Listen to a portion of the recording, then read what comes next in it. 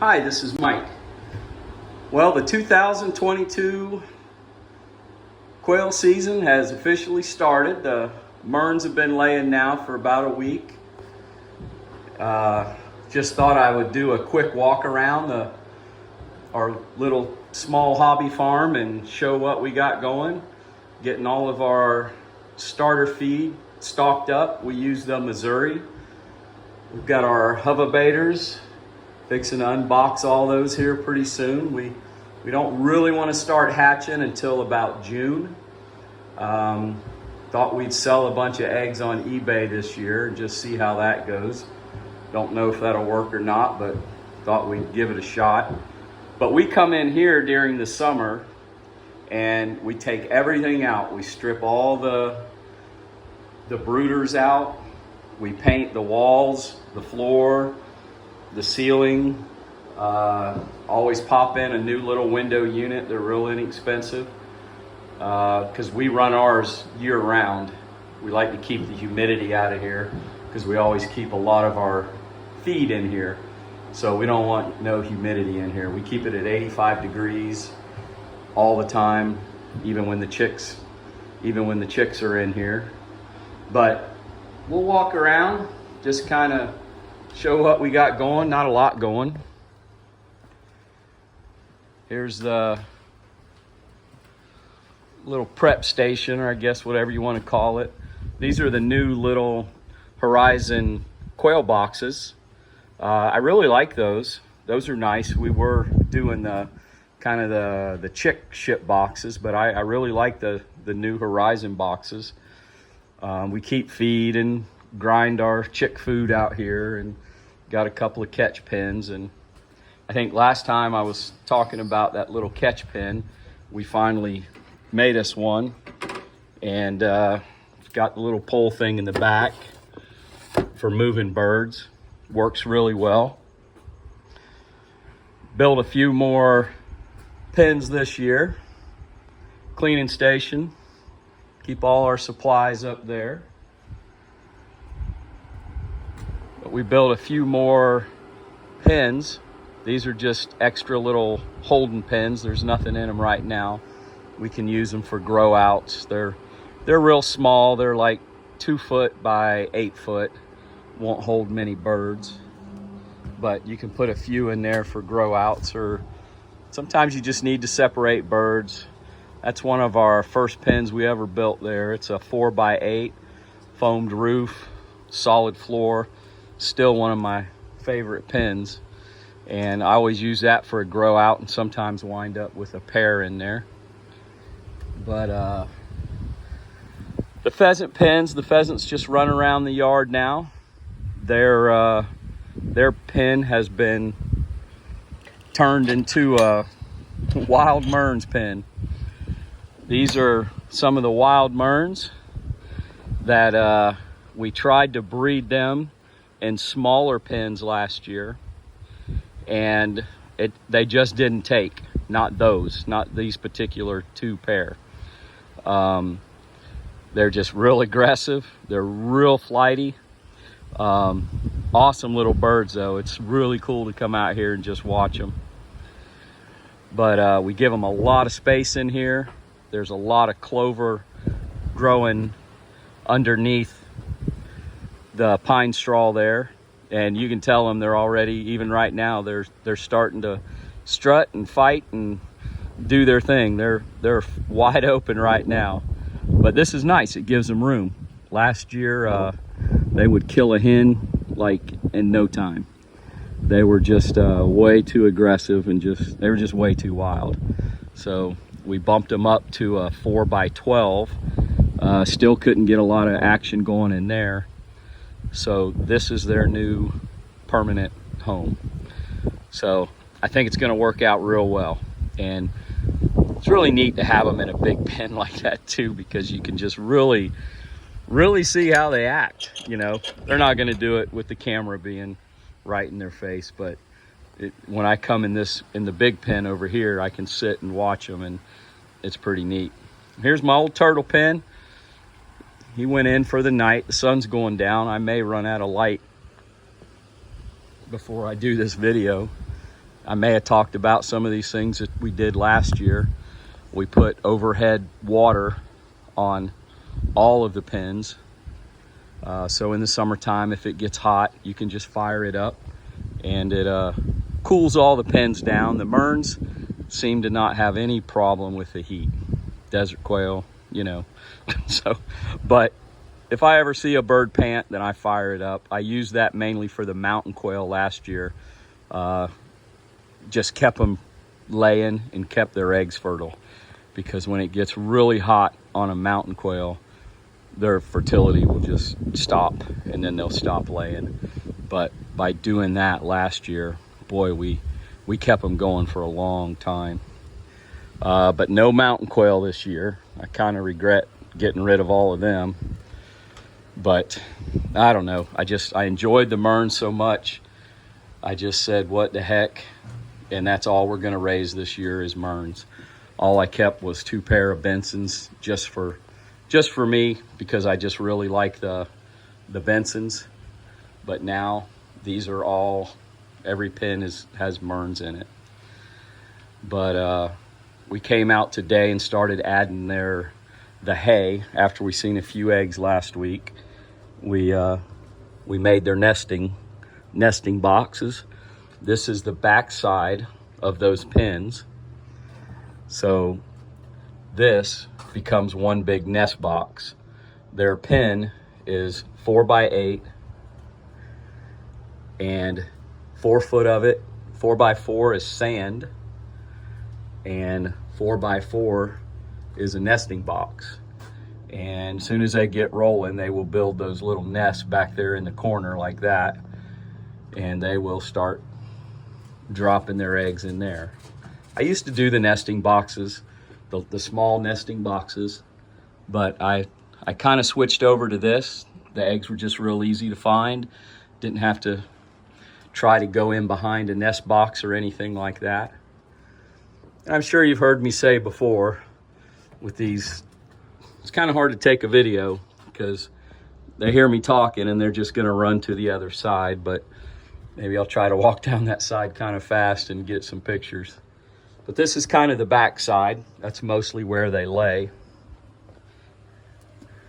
Then this is the front of it. And then that's where all the birds are kept. If I go slow, I might be able to get them before they run through.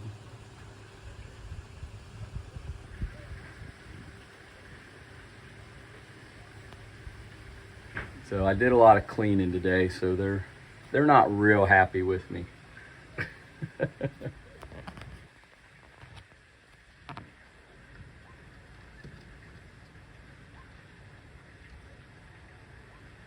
So that's them. They just, like I said, they'll cut on through. They just kind of go where it's nice and quiet. They're not used to me talking. And I've probably talked about these feeders before, but I really like these feeders. Just an old Welch's grape soda with a little 90 PVC. But it's just awesome. They don't spill any food. I never waste any food anymore. The ceilings are all padded. If they get spooked, a Mearns will fly. I like having the solid floor, although I do have some on wire. I use the PVC coated, and I usually try to keep throwing hay on it, just so it kind of helps with their feet a little bit. Their toenails grow so fast. It's a constant battle when they're on wire to keep them trimmed, but you can do it. It's just, you got to constantly watch them. We got some already bedding down back there.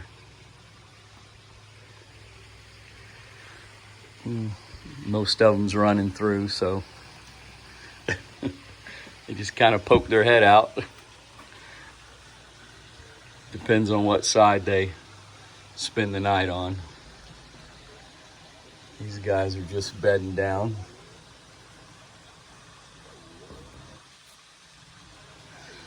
This year we have a lot of the wild. We wound up with, we didn't sell any of the wild blood last year. All we sent out was, we didn't have enough of the wild blood to send that out to the brokers. So they're not all that happy, but they had good Canadian blood mixed in there. But this year we have a lot of the wild, a lot of the Mexican and the Arizona. And we cut a lot of that with the Canadian because we have a nice little group of Canadian bloodline that we had gotten in a couple years ago. So we're real happy with everything we got. This is where I kind of sit there and watch the wild ones out there. They're pretty fun to watch. There's the turtle house down under the ground. So when the eggs start on the Mearns, I try to collect them twice a day. I pretty much work out of my truck in my business, so I'm always around here, in and out of here all the time. So I'll come out here around 10, 11 o'clock, and then sometimes after lunch, and then I'll always do a late evening sweep, but at least twice a day. And that way the eggs don't get dirty, they don't get pecked, they don't usually have time. Out on the ones on the wire, you really have to kind of stay on, because when they peck an egg on the wire, it doesn't really give. So it's really easy to crack. So if you have like a nesting box, if you have wire, you always want to have a little nesting box and hope that they lay in it, because it's kind of soft. So if they do bump it around a little bit, it will not crack if they peck it. On the wire though, it doesn't give, and they tend to bust it, or just crack it just enough. And keeping them clean. You don't want them out here in the heat all day. We got our blinders up on our pens now for the breeding season. So they're probably going to explode. The sun's starting to go down. A lot of them are probably starting to bed down. So I'll try to ease by some of them here.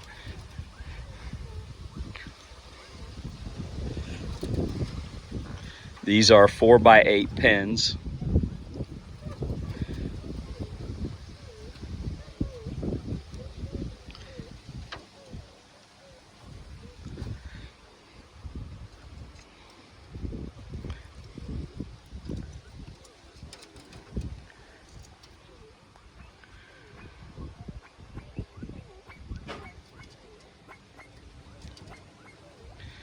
I probably should have brung a few treats. They see this camera, I don't think they know what it is. They might think I got some treats. That's their little board I put their treats on.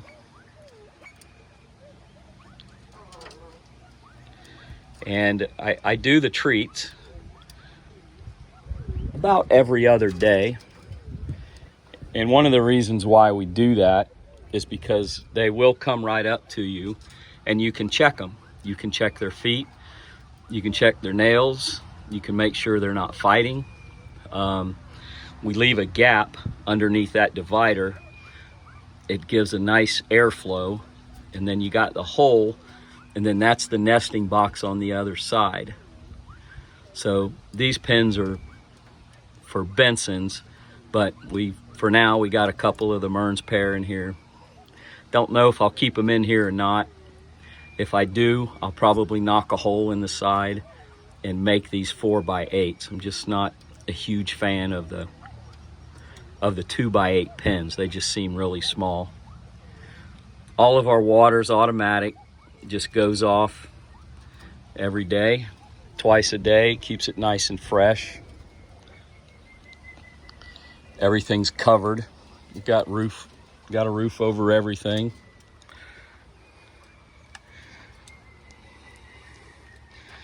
There's another little pair.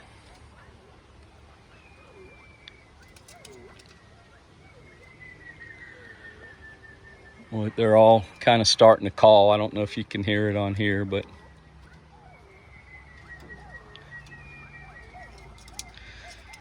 But I have to put the dividers up. There's an egg in there. Daggone it, it's on the wire. I just put all their hay in. Hopefully she won't fly. Well, there's a perfect example. They lay on that wire, and that's what happens. Had a problem with that last year. When they lay on that wire, it's so easy for them to peck. I'll walk around here to the other side and kind of show you what I'm talking about with the hay. But it's kind of always like that in the beginning. You know, they're not used to the eggs. And if they continue to peck them and crack them, I'll usually order 100 bob white eggs, and I'll just scatter eggs in and around their pens. And then they just kind of get used to the eggs. But let me crack this open. Sun, like I said, sun's going down. So this is the back side of that. And I just did a little pile of hay in there. And they'll place it where they want it, scattered all around.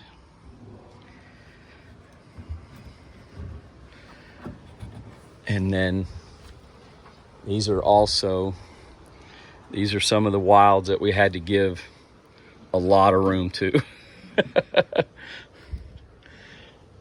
Oh, I'm probably pushing my luck here on them exploding. Hopefully they won't. They had a rough day. They all got beak trimmed, toenail trimmed, me fighting with them in the net.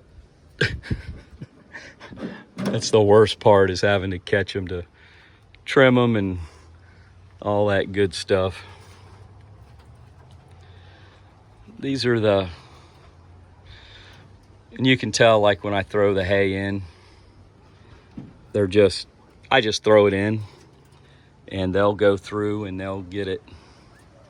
They'll put it where they want it.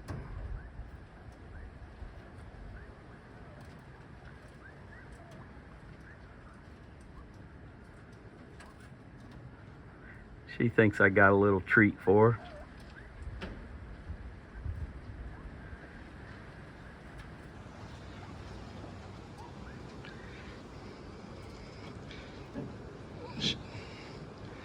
At least they're not exploding. The sun's going way down. It's way too late to probably be doing this. Here's another one. This is one of the bigger pens, and you can see that whole floor was covered with hay just a couple of weeks ago, and they work it all through. And it's nice because it gives them something to do. They pick that hay, that's alfalfa, and they will eat the heck out of the tender leaves on that alfalfa.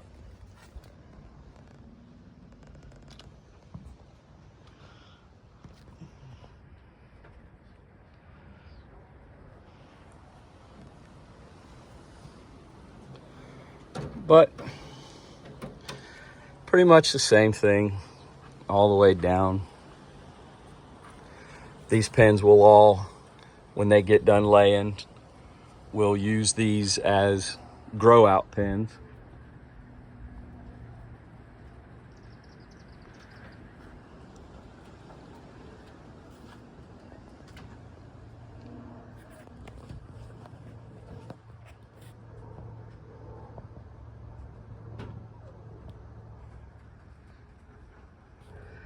And the way our roofs are set up, and it's pretty much the same thing all the way down.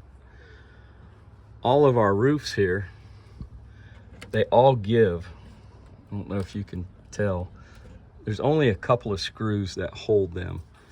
I wanted to do foam on everything, but it's a bear to try to do that. I am going to redo these next year, and I'll get some kind of screening, soft screening, or figure out how to do it in the foam. But for now, I just did it's like a fiberglass roofing, but I only put just a handful of screws in it so it gives. So when they jump up, they won't bust their head, because they will get spooked. I mean, just being out here, you know, good hard wind, something bumps the pin. My pheasants are way too tame now, and I'm out here feeding or treating, she'll jump up on my shoulder and scare the dog crap out of the Mearns, and not a good thing. But it should be an awesome year. I mean, last year was really good. Everything laid really well, and it seems like everybody that had birds did real good with them last year. But we just wanted to carry over a lot of the really good blood ones that we had. We didn't have a crazy amount of them, but everything that went out last year only had the Canadian. There was a few that went out with them, but not many. But this year, all the young will be out of the wild and the Arizona and the Mexican. I didn't want to separate and have just wild or just Arizona or just Canadian, because then you're just kind of breeding back that same blood. Yeah, I want to keep it cut. And then pretty much you just pick the best of the best out of that, breed it back, and you wind up with some good stuff. And we've been doing it now for, I don't know, 4 or 5 years, and we've had really good success with it. I think. I mean, I don't know. I know a lot of people raise them, and I know people were cranking them out like crazy last year. So I can't imagine how many will be on the market this year. So it'd be a good time to get into it, because they're probably going to be dirt cheap. It's like with anything. I remember when the snowflakes first came out, they were $150 a pair. You know, because they were kind of new and people really got into them. And you know, now they're $25, $50 a pair. I don't even know, but I got a feeling it's going to be the same way with the Mearns. You know, there's going to be a lot of people will have them, and which is cool, because out of all the quail, and we've raised a lot of different birds, these are by far, to me, the coolest acting ones. They're real tame, they're real docile. They got a lot of character. You know, they run around, the way they goof off and stuff, like in the big pens. It's kind of hard to get a natural look to them, you know, in a little tiny pen. But out there in the aviary, it's a completely different bird. And you know, the valleys, I like the valleys. They were a little too crazy for me. The Bensons, some of my favorite. That is like the coolest looking bird to me. But man, it is if you don't work with them a lot, they are hard. They are hard to keep somewhat tame. But the Mearns they're just pretty easy. You know, if you don't come out for a long time, they're fine. You come out and they see that bucket with the treats, they're coming to you. So and then this pen down here, we kept a handful of males. We actually had more males than we had hens last year. So I think I got about 15 in here. But I like to keep, you know, a few extras like that. We were gonna sell some, but nobody really asked, so we just kind of wound up keeping them, and I'm kind of glad I did, because I wound up with only 15 extra. So, and you see that one standing up and chattering, that is when you are picking your males, that's the guy you want right there. He will strut and cluck, and there's about 5 of them in here. That's that wild blood. That, boy, does it stand out. Not to say the other ones don't do it, but they are non-stop. That's all they want to do is breed. I mean, they're constantly on the hunt, and they're all fixing to go to sleep, it looks like. But I like just having these guys around, you know, and they call. They'll steadily call to the hens, and then it'll get the other males kind of wound up and get them strutting, and then it just turned into one big call fest. But other than that, I don't really know. We run our humidity when we do our hatching. We start out at about 30-35% and run that till about the last week, and then we crank it up to about as high as we can get it, probably 65-70 in those little hoverbators. We put our eggs in a GQF, and we also got an Archon that holds about 100 eggs. So we'll probably be setting roughly 80 eggs a week, I guess, with what we have. I mean, we don't have that many, but probably 80 eggs a week is what we'll set. Like I said, I wouldn't mind selling eggs until at least until about June. Last year we went like 16 weeks of hatching. We ran out of room, we ran out of grow out pens, we ran out of brooder space. We didn't have enough. So I didn't really want to increase that.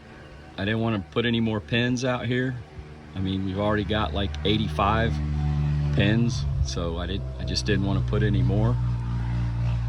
So we're just going to work with what we got, and we'll get rid of the eggs. And so I figure if we hatch June, July, maybe cut it off about then, we should, I don't know, 100 pair, hopefully, cross your fingers, maybe 200, who knows, maybe 10. You just never know. I don't post anything for sale until it's for sale and ready to go. People call all the time wanting to be on the list, and I'm not a texter. I don't like doing messages. You can call me anytime. I don't mind. You can call and ask about the birds, or if you got a question, more than happy to help you out. I know a lot of people get aggravated though, because they call and they say, put me down. And I don't put anybody down. I don't have a list. And then they call in the fall, or they call wanting eggs, and they get aggravated. But I got an old man's memory too. Chances are I'm not going to remember, because quite a few people do call, but a lot of people message and text, and I don't answer it. I got a full blast business. This is just something we do on the side for fun.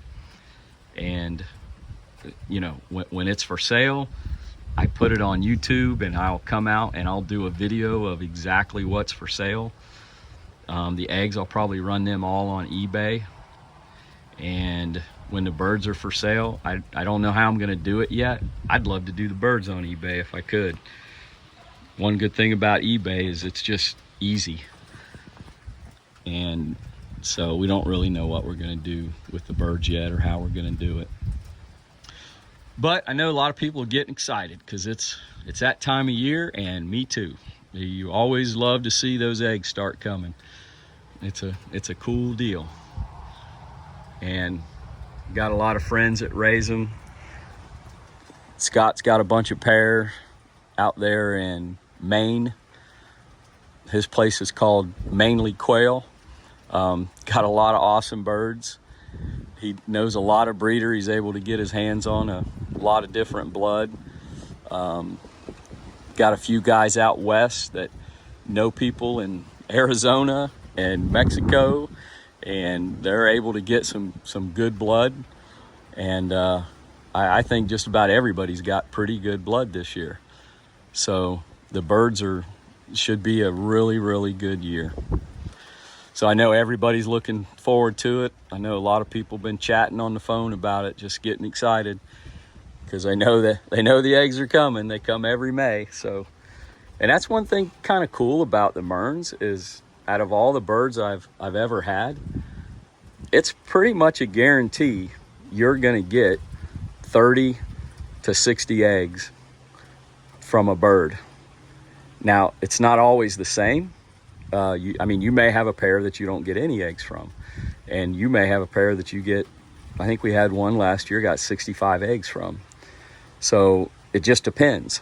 But on average, you will always get around 35 eggs, I would say low end. And that's the 4 or 5 years that I've been doing it. I shouldn't say that that's always the way it is. I don't know, maybe higher, maybe less, I don't know. But for me, it's always been the same. I have always tracked every pair, every bird. I mean, I don't band near what I used to band. I don't really need to because I got so many pens now. So when a hatch comes from some of the wild ones, they go in a pen. They get raised in a brooder. I know who they are, where they are. I used to always do the rubber elastic, and I'm sure I'll do some of that this year. But the only problem with that is the way they make those bands. They don't make them like they used to. They used to be real thin and they were real stretchy. And now they make them a little thicker and they don't give as much. So you're constantly having to switch bands, try to loosen them up, and just, I've not found a good solution for it. If anybody knows, I'd love to know. So now I pretty much just try to divide them.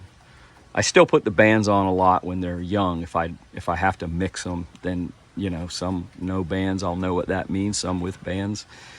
But not like it used to. It used to be a lot easier. But I pretty much know every pair, where they come from, who they come from, bloodline wise. And so, gonna be a good year. Trying to think of anything else I can say, that if anybody has any questions about raising the Mearns, I would say probably the most absolute important thing is to have a pen ready before you get your birds. Try to give them a lot of room. That seems to kind of be the key to keeping them happy. I mean, you can keep them in whatever you want. I mean, you can put them in a parakeet cage, but that bird is not going to enjoy that. It will never settle down and act like it's supposed to. A lot of people keep them for pets inside now, which is amazing to me. I mean, I see people, you know, having them in their house and, you know, just for pets. And I don't even know how they do that, but it's pretty cool to see them. I mean, because it really does show their personality. When they do that, you can really see how they are. But I've kind of found that in the bigger pens, in the 4x12s, that's an awesome pen for a pair, because they kind of act like they normally would. When you get them in that little pen, they just always feel cornered. But that's pretty much it on the pen. Other than that, the feed, I use Missouri starter. During the breeding season, I'll use some of the layer pellets and add to it. I don't use a ton of it, just because I give them a supplement of calcium for the eggs. I don't usually do that until the season has been going on for a while. And you can almost even tell when they get a hair low on calcium, because you'll be able to tell by the eggshell. But I automatically do it now. About halfway through the season, I'll start throwing calcium in there, and you can tell some will eat it that need it and some won't. Hatching's pretty cool. It runs for me about 75% fertility, and then about 75% of those hatch. In the past, when we just had the old blood to work with, it was a lot lower. It ran about 50-60% fertility and about 50-60% hatch. And since we've added all the new blood, it seems to have bumped it up to about 75% fertility and about 75% hatch of those fertile ones. I don't know anybody that does any more than that I know. And trying to think if there's anything else. When they're young, I have two 25-watt light bulbs in the brooder. I try to keep my brooders just enough to hold about 10 to 15 pair. It seems like if I put 30 pair or 30 chicks in the little brooder, they don't seem to do as well. I'll lose a few here and there. But 10 to 15 in the brooder seems to be the butter zone of them doing well. And I know this video is probably getting long and boring. And it's so dark out here, I don't even know if you can see the birds anymore.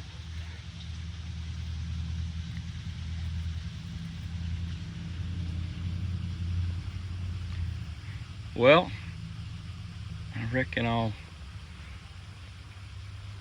wrap it up. The birds are usually ready to ship in November, sometimes middle of October. I wouldn't ever recommend getting any young birds shipped. They're just, we call them hardened off. You know, when they get a little bit older, they get a lot of their color. They don't have to be full colored at all, but you do not want to get birds shipped in the summertime. Unless they're hatching them out in February. I mean, some people, I guess, could put them on light and have them full colored in August or September. I guess you could put them on light. I've never done it, but I'm sure you could. You just don't want to get a young bird shipped. They just don't do well. I had a lot of people calling me last year talking about trying to figure out what was wrong with their birds. And I think, and not just Mearns, mountains, bobwhites, colored bobwhites, not your normal bobwhites, valleys, they just get the birds shipped too young, you know. And I get it. Everybody wants their birds, you know. And if somebody calls you and, you know, you explain to them 10 times to, you know, you shouldn't get them this early, but they really want them.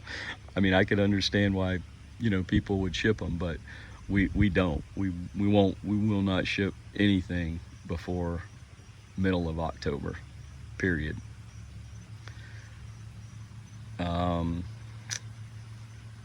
Think if there's anything else. That's our netting up there. We just use it's like a garden netting. It's awesome. Lets the rain in. We had a hailstorm come through here like I have never seen in my life. My kids could not put 3 pieces of hail in their hand. They were so big. Our roof is destroyed. Our neighbors' cars were just wiped out. Windshields, hoods. I've lived in Florida my whole life. I've never seen anything like it. I was just terrified coming out here thinking the birds were just going to be obliterated. The roofs, I thought it would shatter those roofs, but I think I had them so springy because I don't have them screwed super tight. Not a lot of cross members and stuff in there. I think they just bounced. So we're getting a new roof put on. Birds all did okay. But we got everything trimmed up. Well, I take that back. I got one more row that I've got to trim nails in. I told Scott we're gonna race this year to see who can raise the most birds. He said he's gonna school me, but we'll see. He probably will. All right, I'll quit flapping my gums. But if anybody's ever got any questions, feel free to give me a call.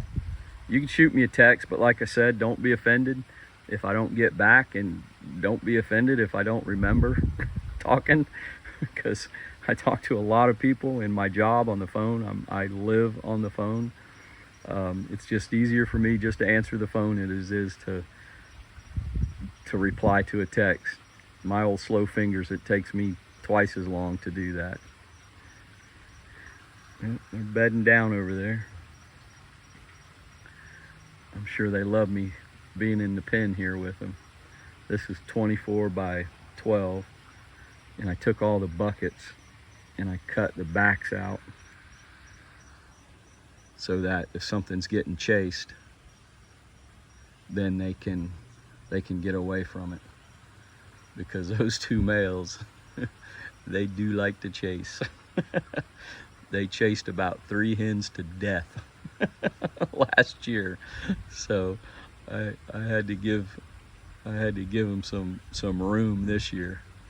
But they're awesome little birds. All right, I'll end it right here. Y'all have a good one, and good luck to everybody this season. Take care.